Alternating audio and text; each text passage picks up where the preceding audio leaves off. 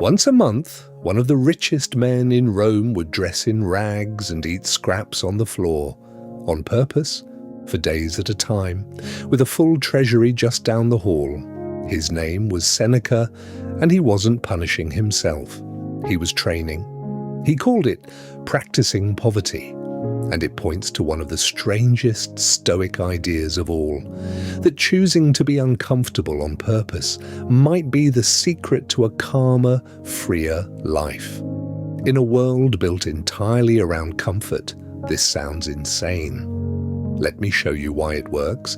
We have engineered almost all discomfort out of modern life, and it feels like winning. Too hot, too cold, hungry, bored, alone for a second. There's a button for that, but the Stoics would spot the hidden cost instantly. Comfort, left unchecked, makes you fragile. A muscle that's never stressed wastes away. The same thing happens to your mind. When every small need is met instantly, your tolerance for any discomfort quietly collapses. Tiny things start to feel like emergencies.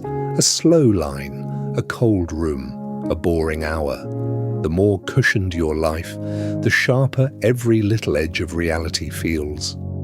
The Stoics flipped the whole thing. They trained discomfort like a skill. Seneca told his friend, set aside days to eat little, wear rough clothes, and ask, is this what I feared? He wanted to walk right up to the thing he was afraid of and shake its hand. Because most of our fear isn't of hardship itself, it's of how bad we imagine it will be. When you actually taste a little hunger, a little cold, a little lack, the fear deflates. You think, oh, that's it? I can live with that. And suddenly a chain you didn't see falls off. This is the real prize.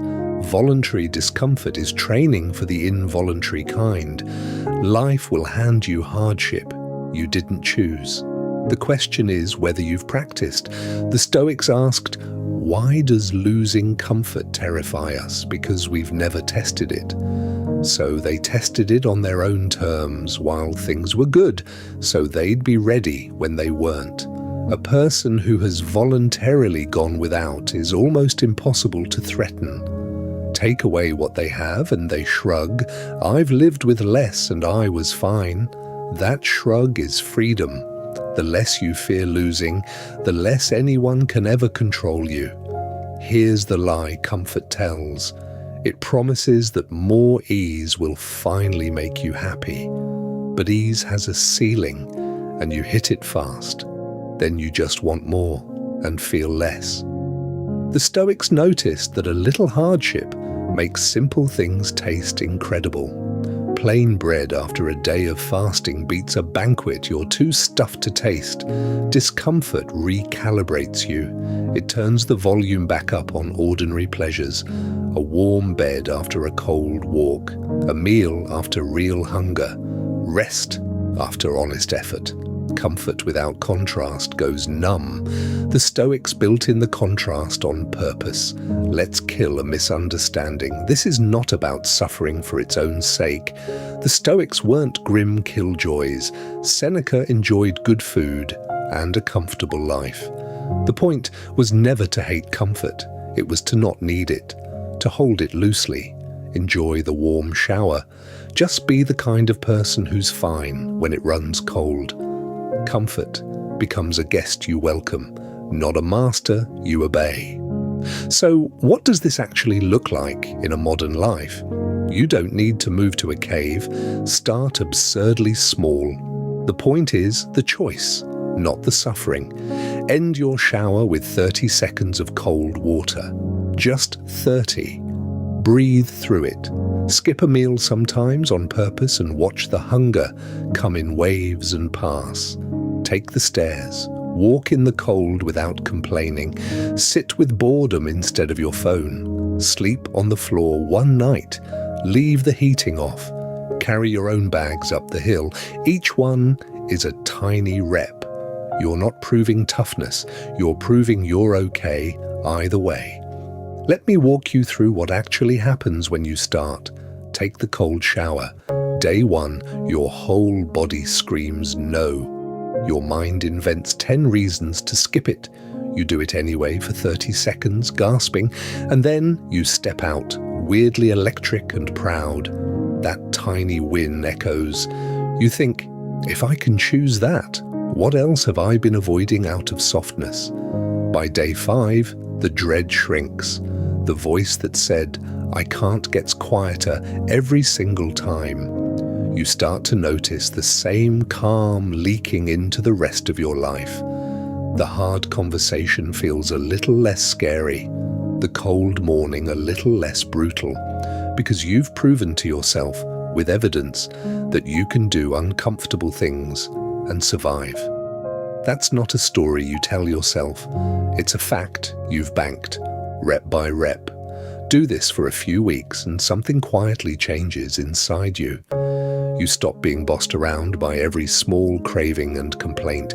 A cold room is just a cold room. Hunger is just a sensation. Boredom won't kill you. You realize how much of your stress was just resistance to mild discomfort. And under that resistance, you find a steadiness that doesn't depend on conditions being perfect. That steadiness is what the Stoics were really after. Not pain, power over yourself. And honestly, we need this more than the Romans ever did. We carry a device designed to erase every dull second and every uncomfortable feeling. The instant the smallest discomfort appears, we reach for a screen to make it vanish. So we never build the muscle. We're comfortable, distracted, and weirdly anxious all at once. Voluntary discomfort is how you take that power back from a world engineered to keep you soft. Choosing one hard thing a day is a small rebellion that makes everything else feel easier. So here's your challenge, and it starts within the next 24 hours. 1. Pick a single small discomfort and choose it on purpose today. Cold end to your shower, a skipped snack, a walk in bad weather, 30 boring minutes phone away. 2. As you do it, drop the complaining and just observe. Notice it's survivable. 3. Afterward, notice the warmth, the food, the comfort you return to. Feel how good it is. That's the whole loop. Choose a little hard, then receive the easy with real gratitude. Comfort isn't the enemy, but a life that never leaves it gets small, soft, and afraid. The Stoics chose discomfort not because they hated pleasure, but because they refused to be ruled by it. Walk toward a little hardship on purpose and you take back the one thing comfort quietly steals, your strength. Be the person who's fine either way. That's a freedom nobody can take from you. If this resonated, the next video is on the Stoic view from above, the perspective trick that shrinks any problem. Ancient wisdom, modern edge. I'll see you in the next one.